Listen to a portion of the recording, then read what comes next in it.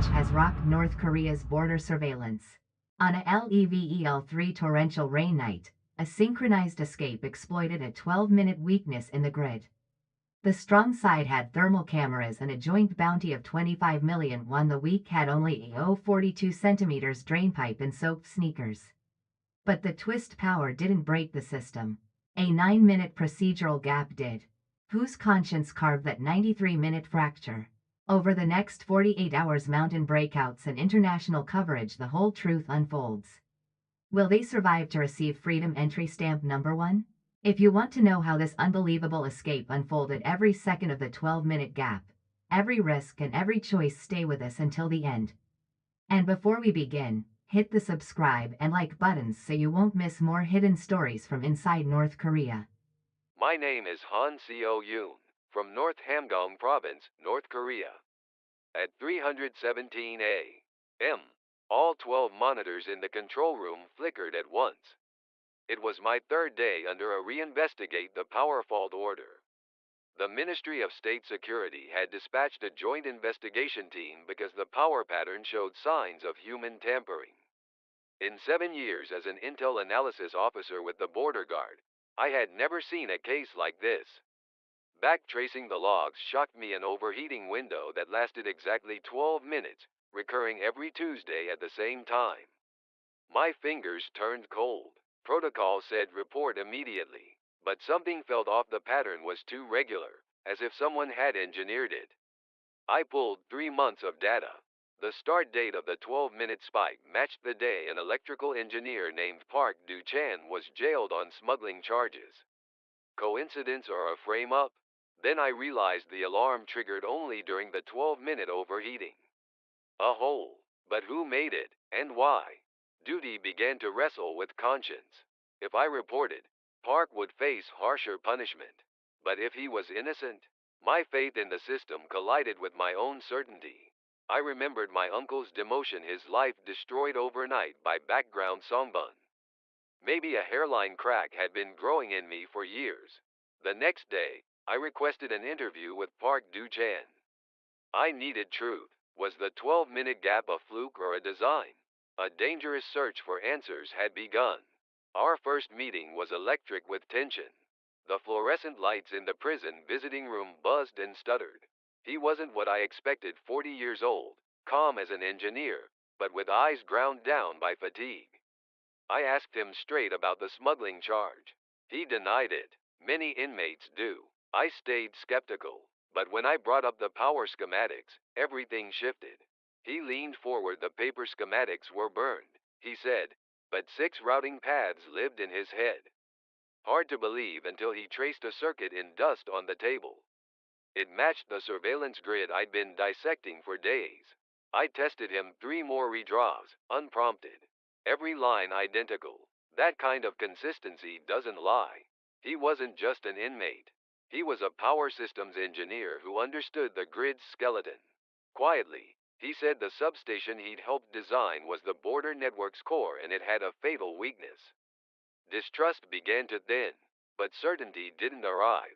It could still be an elaborate lie. His last words haunted me: there's a 12-minute gap. You can reach freedom through it. But timing and courage decide everything. On the way back, my mind split in two: trust Park or file the report. The crossroads closed in. I couldn't sleep. The next day, I took personal time and headed to the MSS disposal archives. I needed to verify my uncle's demotion records. Basement level 3 smelled of mold. Decades of files lined rusting shelves. After an hour, I found his personnel jacket. A single line had erased his life. 3 generations cataloged my grandfather's origin, my father's job, everything tabulated. The cause? Correspondence with a relative who'd once used a Japanese-style name 20 years prior. I flipped through the disposal ledgers and found more of the same lives pushed off course by one sentence. Park could be one of them. 3 generations shackled by one assessment. My chest tightened. The system decided, not effort or will. The crack inside me widened. Could this kind of sorting and punishment ever be just? My uncle's file ended with died of cirrhosis 3 years after demotion. Stress and despair likely did it. Leaving the archive, I saw Park's eyes again, same exhaustion, same resignation. That night I chose. I would no longer watch from the side. If Park was innocent, I would help him. The moment the system's logic broke in me, I changed too. I wasn't the same Han Seo-yoon anymore. I was ready to act. As I prepared for a second interview with Park, word hit me like ice: the Joint Investigation Team had opened an internal probe on me. Panic thumped in my throat. Every access leaves a trail. The system knew which files I opened and when. I turned to leave too late. Two investigators stared me down in the hall, eyes like cold steel. Back in my office, a deeper dread: communications were being backtraced. Calls, messages, everything exposed. I learned the cell tower ping interval: 7 minutes. Carry a phone, get tracked. Under modern surveillance, privacy doesn't exist. In a bathroom stall, I drafted a note to Park, then tore it up. At this point, even paper moves. An afternoon summons delivered the warning I expected: do not let personal feelings interfere. Oddly, that sounded like proof I was on the right path. Driving home, a black sedan tailed me at a steady distance. We were just dots on someone else's screen. Park's words turned real. Night brought silence I didn't trust. I paced instead of calling, texting, or searching. No good options came. It was down to two paths: quit now and survive, or keep digging and get caught.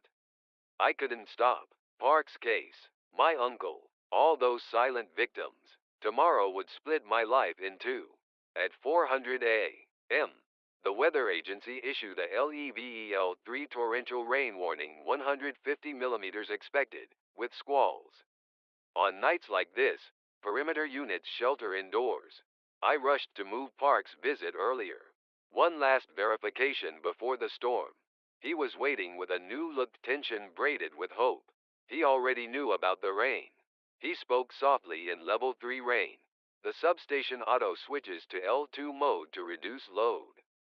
During L2 transition, CCTV suffers a 9-minute blackout. Redundancy limits leave a gap. My math clicked: 9 minutes of dark plus 3 minutes of runtime equals 12 minutes. That hole. We steal 9 minutes and run the last 3, he said. My skin prickled. The plan was technically sound. We walked the root cell block drainpipe river crossing insulated gap in the fence. We timed each leg. The tightest choke point, the 42 centimeters drain. Nearly impossible for an adult male. Park said he could make it. Resolve hardened. The window might not open again.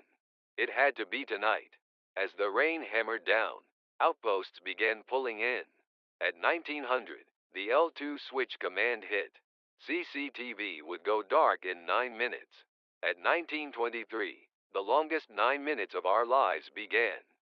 1932 CCTV blackout. We moved on the signal. My heart spiked to 170 BPM. 2 minutes to the rear drain. The 42 centimeters mouth looked even smaller in the rain.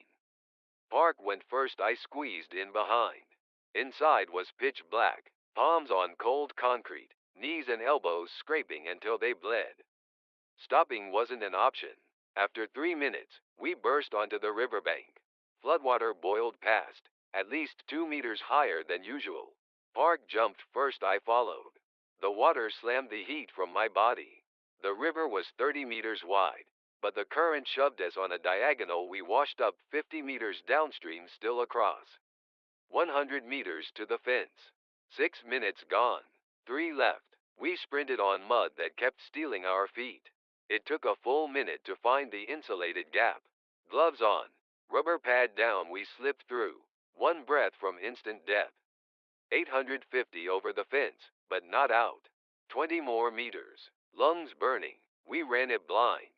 At 910, we slid behind a ridge. Vision swam. We were past the camera's eye. Systems came back online, but the storm hit us. We stared at each other, rain in our mouths, disbelief in our eyes. Hypothermia warnings shrieked in my head. Gratitude was louder. 9 minutes had handed us a new life. Now the real flight would begin. Joint NKCN pursuit was inevitable. But the worst gate had opened. 30 minutes later, the dogs started baying. Even in a deluge, their noses worked.